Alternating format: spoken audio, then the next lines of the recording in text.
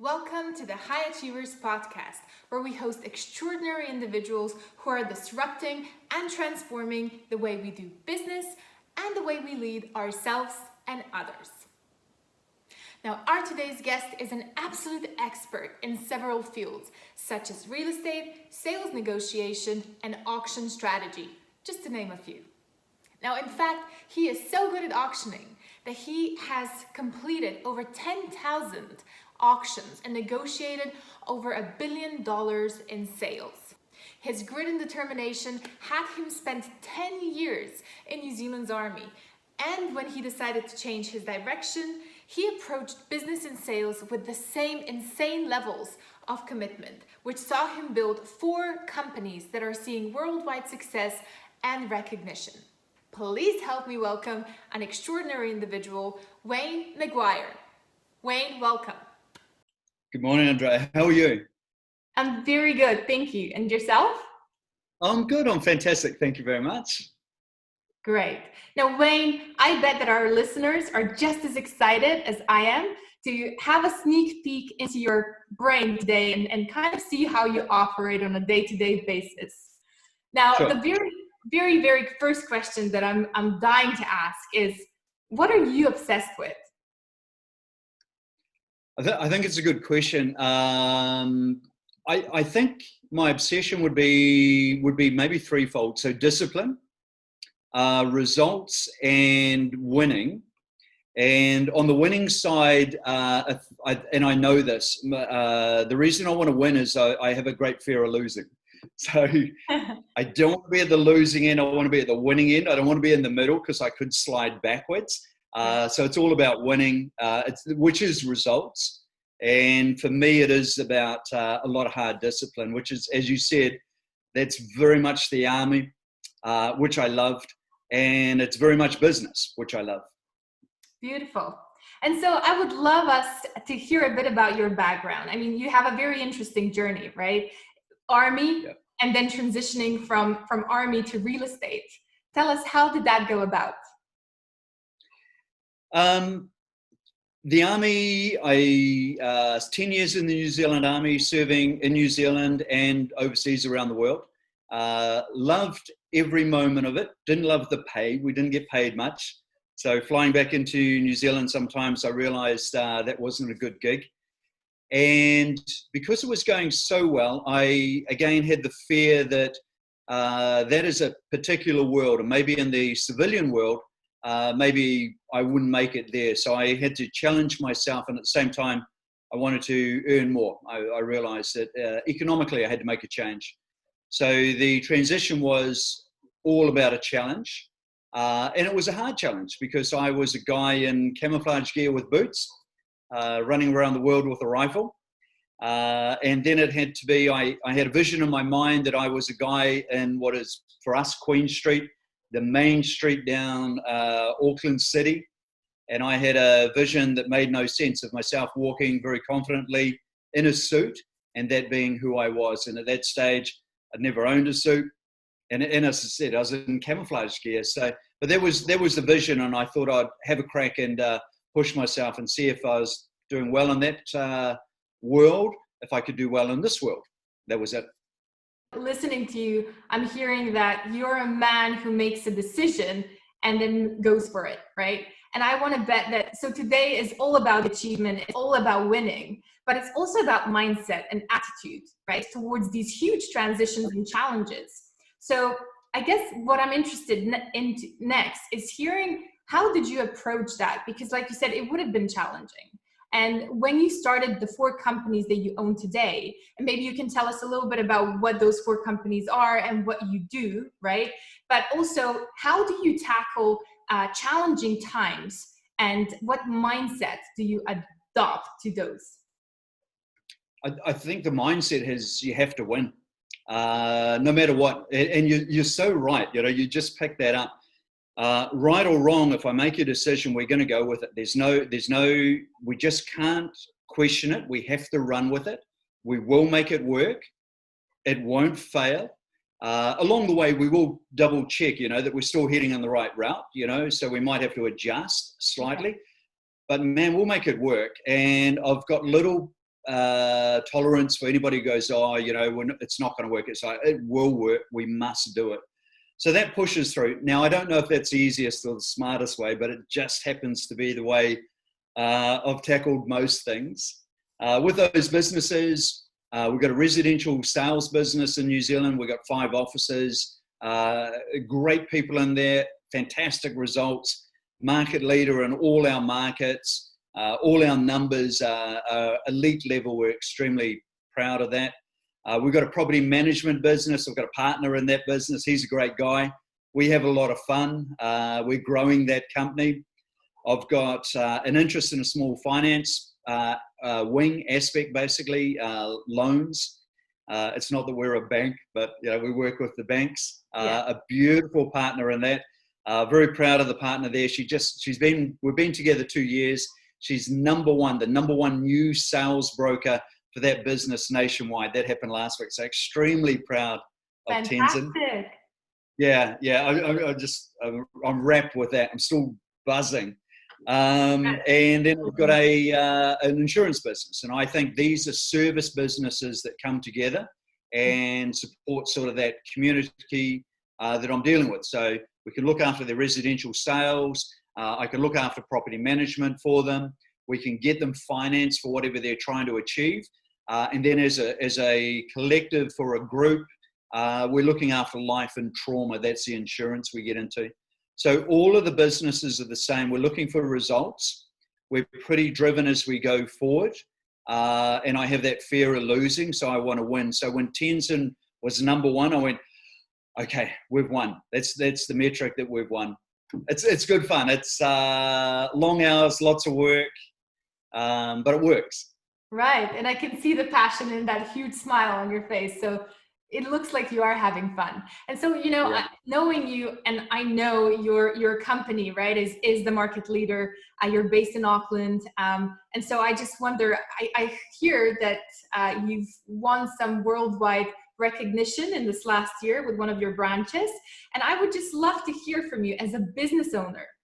We've just gone through and are still going through this huge worldwide crisis, pandemic, right? How are you dealing with managing, motivating your team, and just making sure that you guys are going from strength to strength as you are proving to do so? It's amazing times. It's like living through a war, and an economic and a physical war as we go. So I think that was my approach to it. New Zealand is in a different space to most of the world. We locked down early and we just locked down. And I think it was about maybe 5 weeks, might have been 6 weeks that we were locked at home, and then we popped out the other side. We're very lucky right now. In the community, there's 0 cases. I think deaths have been in the 20s, so we've been pretty lucky with that. The economic impact has been lighter than we thought, but we're still ready in case something comes through. So looking at that, it was people first. Financially, I've got a pretty big business, and that's got big costs. And when you've got 0 income and big costs, you go, this is now exciting. We've got to pay attention. So across that lockdown, first thing was to open it up and be very transparent with the team about exactly where we were and the strategy, which would be tough from day one, to make sure it didn't get tougher. If anything, we could relax a little bit further down, ease off a little bit, but it wasn't going to be that we'd come in soft and go and then toughen up. We went tough from day one. We contracted and reduced every cost we could and told everybody exactly why. And I was very transparent with some of the big costs that we have coming through. That saved everybody's job. A team of 70 sitting in there. They are all still intact today and very safe. And then being people, I know a lot of my colleagues in other businesses were talking a lot about the business. I was just interested in the people. It's like, you're at home like me with your family, just do that. Just enjoy them, make the most of what you got. For us, it was like heaven on earth. This is a beautiful country. The weather was fantastic. I've got a big family. I drew them all in. We had 9 people through on lockdown. It was like Christmas Day. It was, I don't know if the whole household felt the way, but I couldn't have been better. I had to pinch myself every day going, oh, this is beautiful. My granddaughters were with me, my daughters. To give you an idea, 9 people, I got reminded at one stage that's 30 meals a day. It's like feeding a little army. So with the business, I didn't want to talk to them about business. I made sure they were safe and understood that. Then it was, guys, concentrate on your family. Get out and exercise. We're allowed to do that. Do the work around home, relax, catch your breath. So we got our people right. We got our honesty right. And we didn't have to double down. We went hard at the beginning. And then as we came out of it, we were great. I think we've kept the transparency, hopefully, it's from my side. Hopefully we've kept the transparency going. And I feel a stronger connection with the people. It's easy to separate from that and run too fast and not communicate. That's always the challenge. But I think we communicated that well, and if we can keep that going, they'll understand some of the realities of business and how we're looking after our people first, and then we're looking after our customers and clients. Right. You know what I really loved, Wayne? The minute that I've asked you about that question, you said, well, this is exciting times. We need to pay attention. You didn't say this is difficult, this is a catastrophe or whatever else. You went in as a real leader, and you've made your excitement obvious and start paying attention. Beautiful. Now, let's maybe transition to this other part of where right now, I understand that the market in New Zealand is probably very different to the market in Europe or the US or anywhere else in the world, right?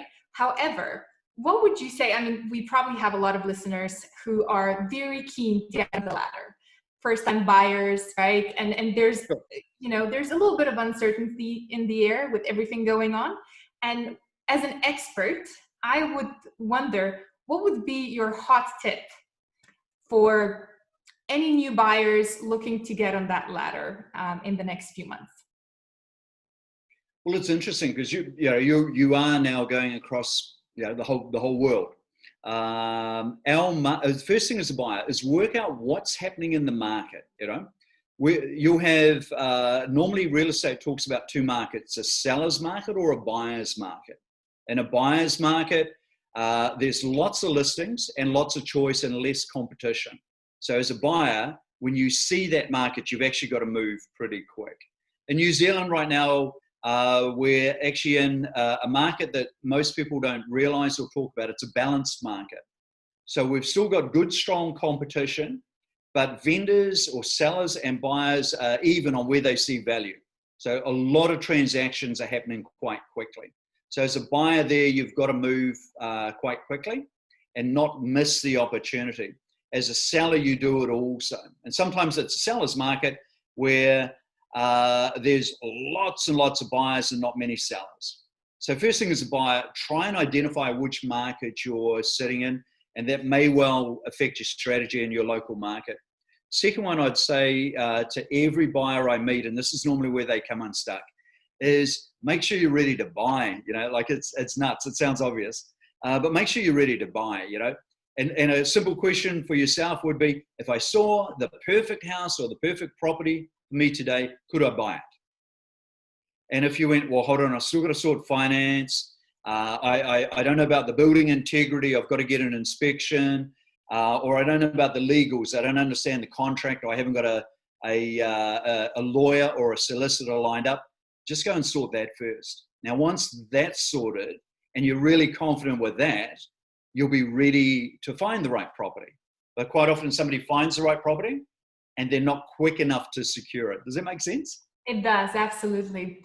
And if we then also look at the investing side, right? There's a lot of young investors or mature investors, right? Looking to get a good deal on the market. But I guess I'm aiming more towards the ones that are just starting. There's a lot of people looking for passive income. There's a lot of people wanting to get, their hands dirty with either flipping properties or simply just buying to rent, invest into the market, right? If you were starting off today, you have never bought before, it would be your first investment property, what golden rule would you go by? Let me give you two if I'm allowed to. And one would be aim at 10 years. Yep. Okay. So aim to hold for 10. So then you're going to ride through a couple of markets. Our markets here probably run on a 7-year cycle. Most people sell on 3. So everybody tells me we're going to hold it forever, and then 3 years later we sell it again. So aim for 10, hold for 10, and then you've got all your capital growth sitting in there.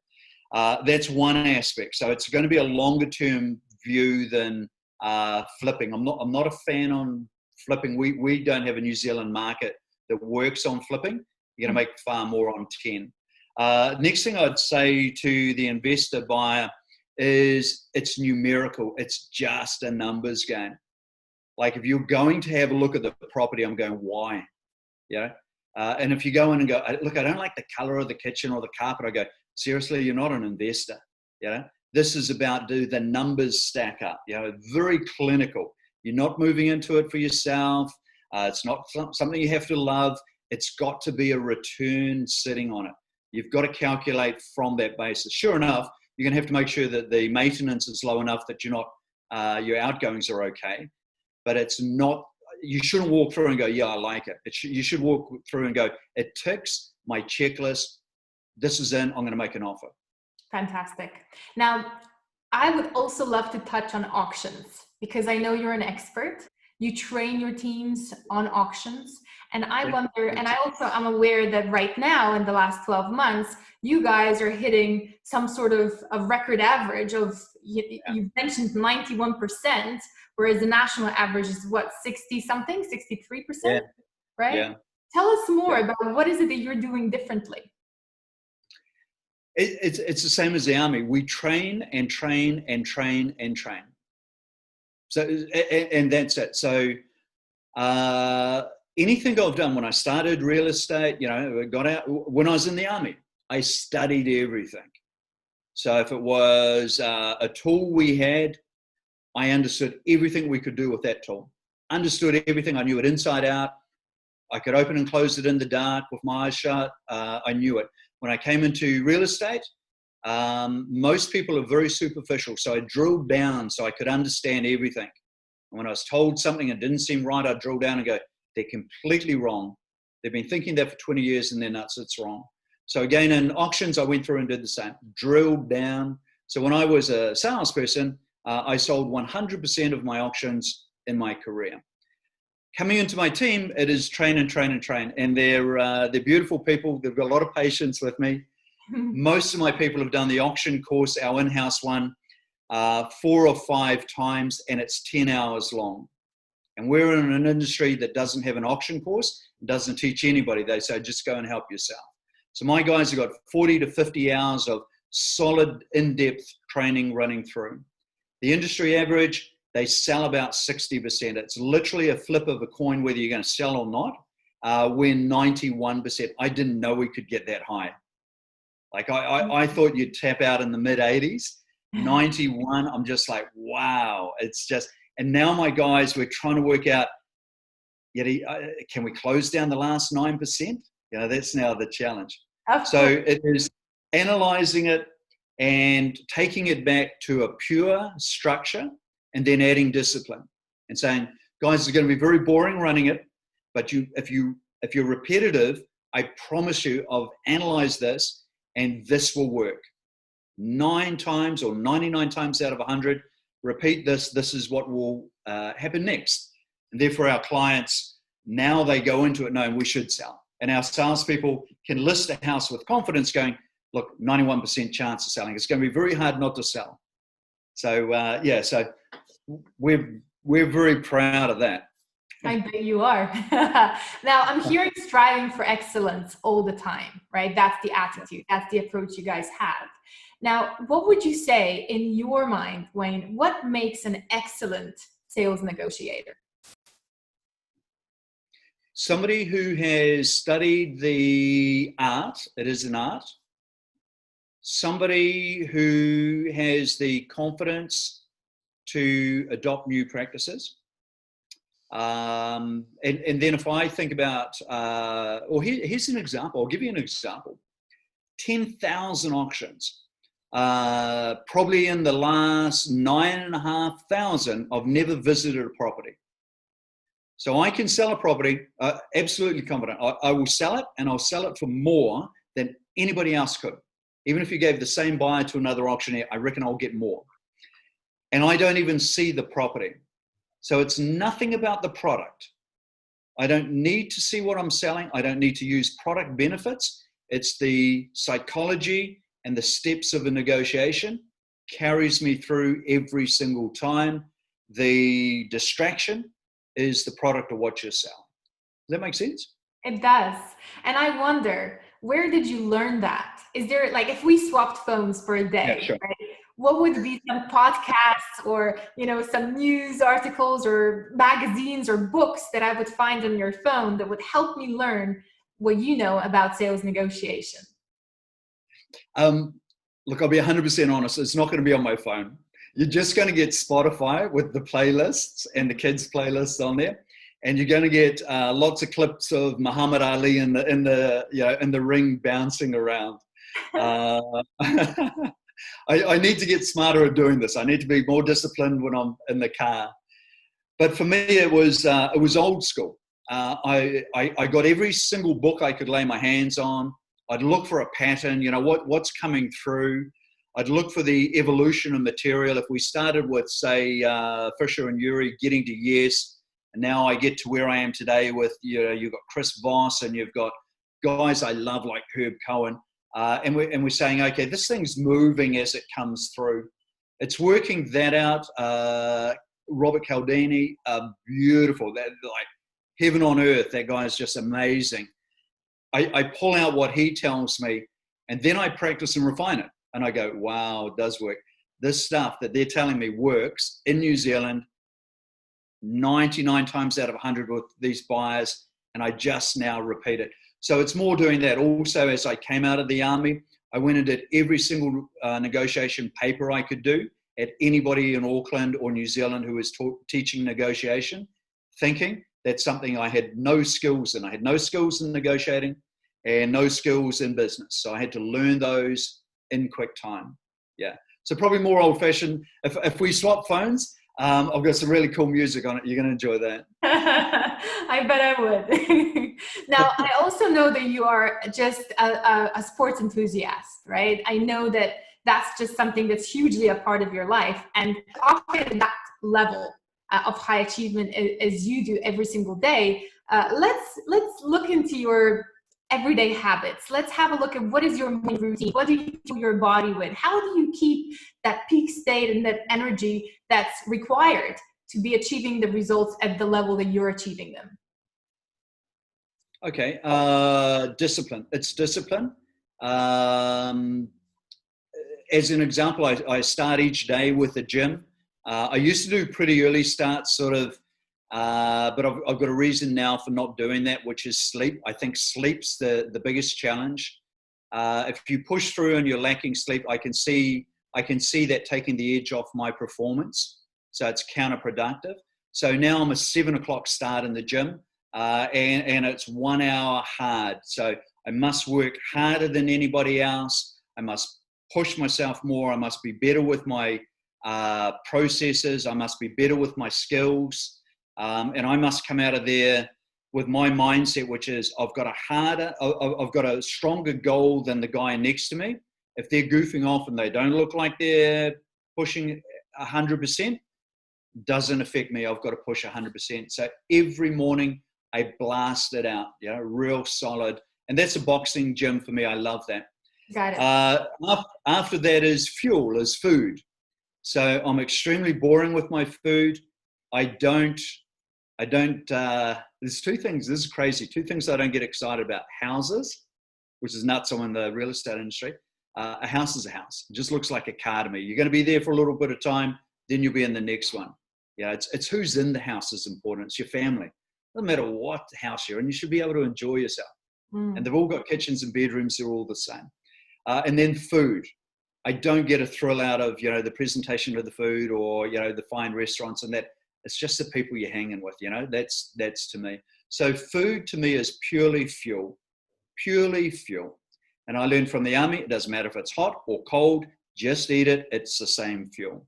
So I'm quite conscious of the fuel that I put in. I think if I've got fuel, the right fuel, it's nice and clean, and at the right times. If I've started the day with absolutely nailing it in the gym, and then I've got the sleep at the other end, I think that's setting me up that when I'm with people, I can give them everything they deserve. I'm not fatigued. I'm not drifting off in a different direction. I can pay attention and give them what they deserve, I think.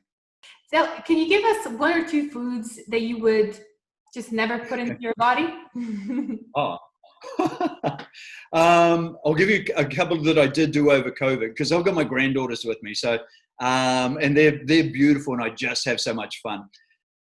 And if they're eating ice cream, I'm going to eat ice cream, So, yeah, that was a weakness, And if they want a bit of chocolate, have a bit of chocolate. And Papa has a bit of chocolate. So right now, I'm paying the price for that. I'm burning that off in the sessions. I don't know, foods I wouldn't go, sugar, soft drinks. Our family, our children, never grown up on soft drinks. They wouldn't have that. Right now, at my age, very conscious of carbs. You change, your metabolism changes. Carbs are no good for me. It's high protein. So really, I'm looking at protein, eggs, meat. I do top up with protein shakes as I go through. I'm certainly avoiding the sugars and anything sweet like that. And unfortunately, my age, just got to, the carbs just stick. I can't afford the carb. It just sticks. I can't burn it. And one fun fact that I did read when we were preparing for this conversation is that you don't drink alcohol. Is that correct? Yeah, I learned that late in life. I don't know if being a soldier, not drinking alcohol, I think I'd have had problems. So that was part of our culture, right or wrong, and that's a while ago. So that was right. It would be 13, 14 years now since I've had alcohol. And it was on the basis that my teenage daughters were basically little toddlers at that stage. And I had a lot of responsibility with, as a branch manager of a business, a real estate business. So I had a lot of questions I was answering in the evening, and also had little girls that I have to spend time with in the morning. So I found that alcohol's just a disaster. One beer, it takes you off form. It reduces your capacity. It poisons your body. I'm just adamant about it now. I would never drink again in my life. If I was smarter, I should have never had alcohol. You can perform far better. And I know, but you do become boring, I promise you. So I'm not at parties, seriously boring. But at parties or weddings, I can see all the grandmothers, because we all do the same. We all look around looking for the cup of tea. Well, I really hope that this message reaches as many young and obviously all ages, because you're right? We want to make sure that we're treating our bodies in a way that we are functioning and optimizing that energy. And so one of the things that I love about you as well is that you're big on fundraising and giving back.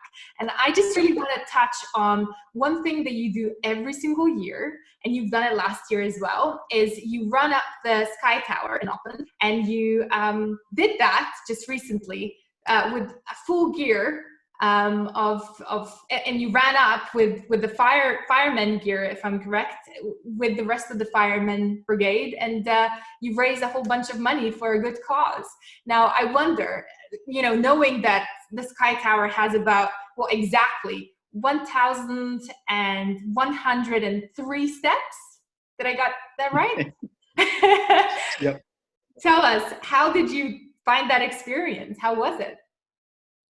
It's it just works for me. It's a brutal event. It really is.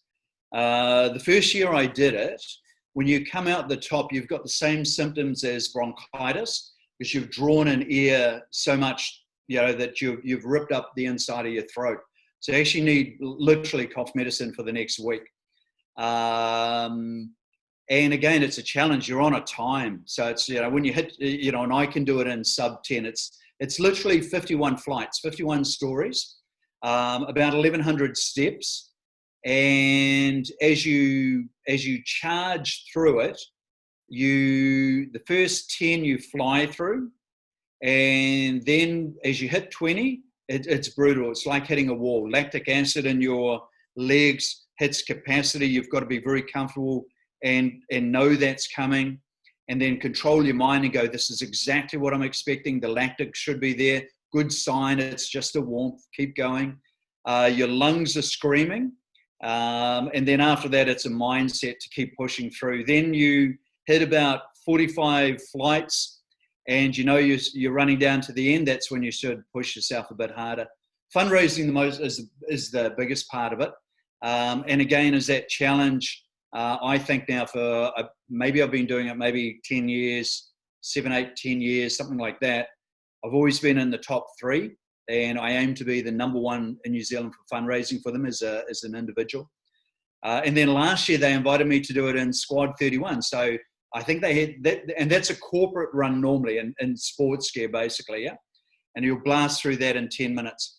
Last year was the Fireman's Challenge. They have, 700 firemen, and these guys are the real deal professionals. And they let 31 of us literally dress up and come through. And it was, I never as a kid wanted to be a fireman, but man, when you put the fireman's suit on, you go, actually, this is quite cool.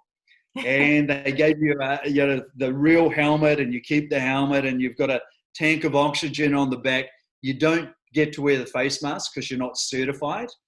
But you've got about 20 kgs of kit, and you've got a suit on that keeps all your heat in. Fantastic. So it's extremely hot. Yeah.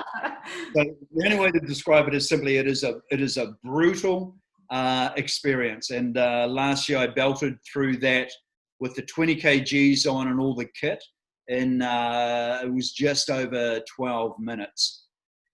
When you come out the top, they grab you. You've got people coming in from all sides, ripping your gear off, and then they pack you in ice to bring your body temperature down. That just works for me. I love it. I pop out of there and go, oh, that's heaven. But I'm very proud that we're raising a lot of money for a worthy cause with blood cancer, leukemia there.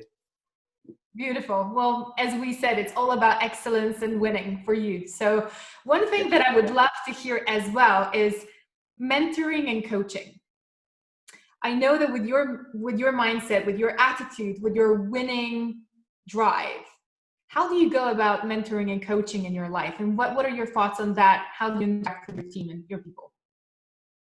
On giving it or getting it? What's both? Because obviously your views on it, I guess. For me personally, when people talk about success and go, hey, you've done really well, you've got this, this, and this, my fear still brings me back to seeing everything that's wrong. So I think you should have as many mentors or coaches as you go, certainly as many coaches as you go. So when I'm doing weights, I've got Ali. He's going to coach me on form, technique, and push me on that, yeah? He can watch and improve as I go. Mo teaches me and coaches me in the boxing gym. We've worked together, and you've shown me some amazing skills, in particular with my daughters, that I was clearly heading in the wrong direction, and it wasn't going to work. And then when you said something to me, I was just like, oh, wow. So it's always going to be the coach on the outside of my mind that can look in without being under pressure and can suggest an adjustment.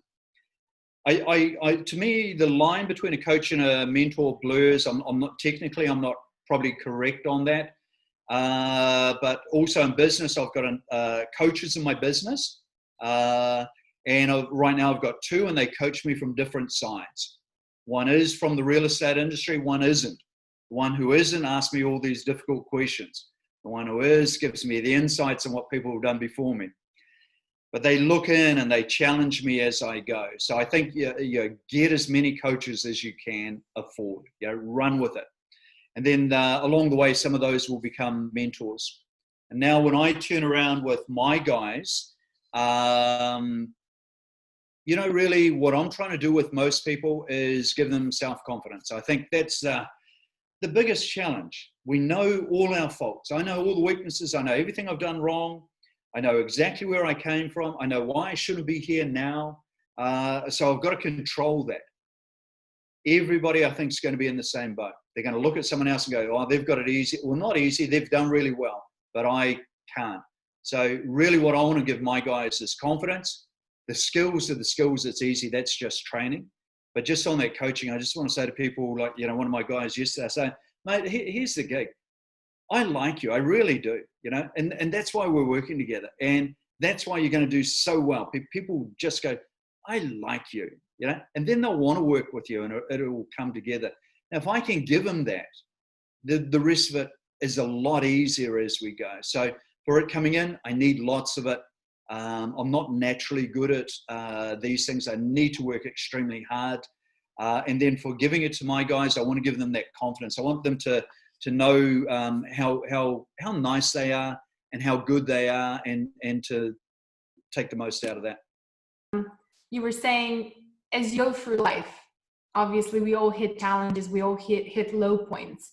And just to balance this conversation out, because I know that we've touched on a lot of achievement, we've touched on a lot of winning, a lot of success.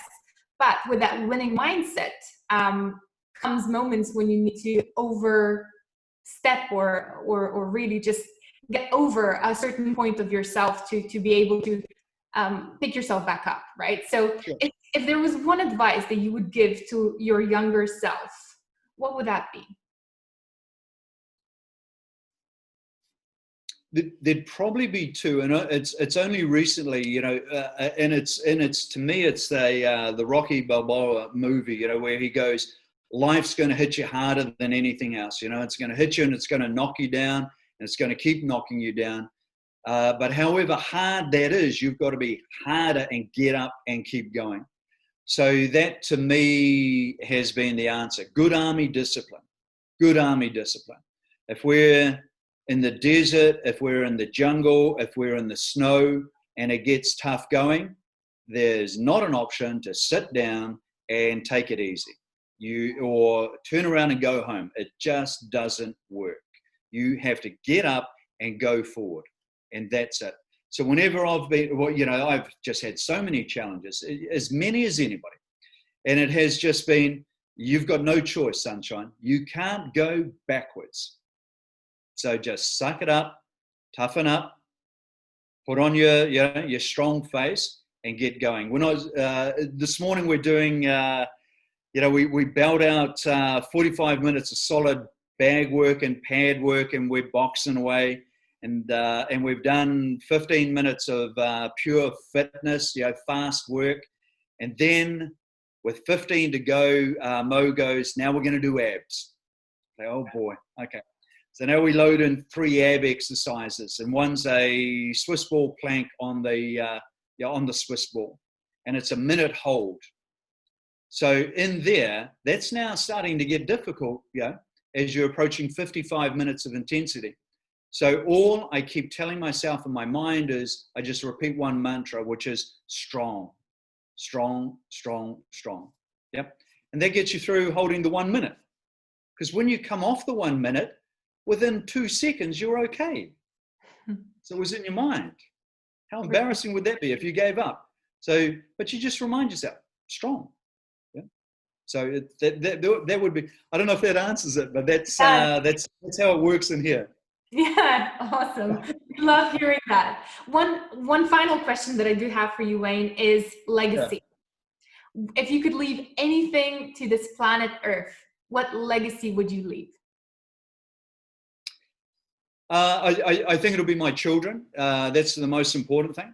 I grew up like most people, probably being selfish and thinking material things count. They don't. Nothing that's material counts. The car doesn't count. The house doesn't count. The couch doesn't count. The furniture. Probably the only thing that counts is my boxing gloves and my paddle boards out of material things. So none of that counts. It's now my girls and what they can achieve. They will achieve more than me. They'll start on a higher platform. So for them, for me, my legacy would be them and my legacy would be that everybody I've worked with feels better about themselves. Gorgeous. Thank you so much for sharing yourself with us, Wayne. I really, really appreciate it. And I want to bet that this conversation is going to inspire a lot of people. Now, where can people find you? Where can they find more of Wayne? Yeah, which is interesting because I've been internal, only teaching my own guys. I'm going to step out now and start doing some external training, whether it's auctions or probably more in particular negotiation. We'll go wide on that. So we're opening up now. We're going to be WayneMaguire.com. You'll find me there. And if it was an email, somebody could connect with me, Wayne@WayneMaguire.com. And over the next probably 3 to 6 months, we'll put together some external packages so we can share what we know or what I know about real estate or negotiation. Please do. I think we're all really, really excited to see that day. Again, Wayne, thank you so much for sharing yourself, your wisdom, your heart with us, and hope to see you back on our show soon. Fantastic. Thanks very much for having me. Stay safe. If you like this video, make sure you like, share, and subscribe to this channel. And if you want to be notified as soon as we post new content, then make sure that you click on that bell next to that subscribe button. I'll see you next time.